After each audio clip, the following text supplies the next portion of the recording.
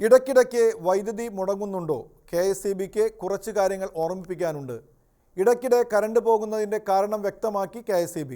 ഉപഭോക്താക്കൾക്ക് മുന്നറിയിപ്പ് നൽകാനും KSEB പിശുക്ക് കാണിച്ചില്ല.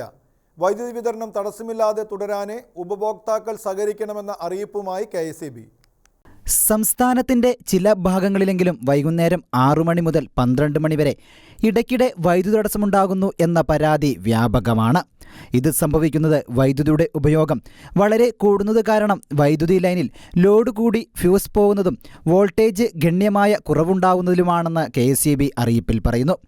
ചൂട് കാരണം AC-യുടെ ഉപയോഗം വളരെയധികം കൂടിയതും രാത്രി സമയത്ത് വൈദ്യുതി വാഹനങ്ങൾ കൂടുതലായി ചാർജ് ചെയ്യുന്നതും വൈദ്യുതി വിതരണ സംവിധാനത്തെ കാര്യമായി ബാധിച്ചിട്ടുണ്ട്.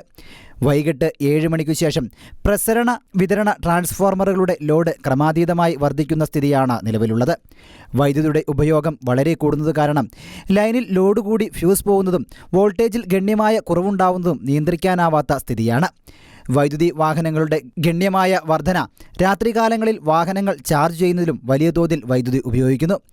7,57,114 ഇലക്ട്രിക് വാഹനങ്ങൾ സംസ്ഥാനത്ത് 2023 രജിസ്റ്റർ ചെയ്തിട്ടുണ്ട് എന്നാണ് മോട്ടോർ വാഹന വകുപ്പിന്റെ കണക്ക്. 2022 39,620 വാഹനങ്ങളായിരുന്നു രജിസ്റ്റർ ചെയ്തത്.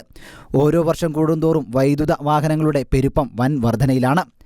ആവശ്യമില്ലാത്ത സമയത്ത് വൈദ്യുത വിളക്കുകളും ഫാനും AC-യും ഓഫ് ചെയ്യണമെന്ന പ്രത്യേക നിർദ്ദേശവും KSEB മുന്നോട്ട് വെക്കുന്നുണ്ട്. വരും നാളുകളിൽ ചൂട് കൂടാനുള്ള സാധ്യതയാണ് കാലാവസ്ഥ വകുപ്പ് മുന്നോട്ട് വെക്കുന്നത്. ഇതോടെ വൈദ്യുതി ഉപയോഗവും കൂടും. വൈദ്യുതി ഉപയോഗത്തിൽ ഓരോ വ്യക്തിയും സൂക്ഷ്മത പാലിക്കുകയേ നിലവിലുള്ള പ്രശ്നത്തിന് പരിഹാരം കാണാൻ കഴിയുകയുള്ളൂ.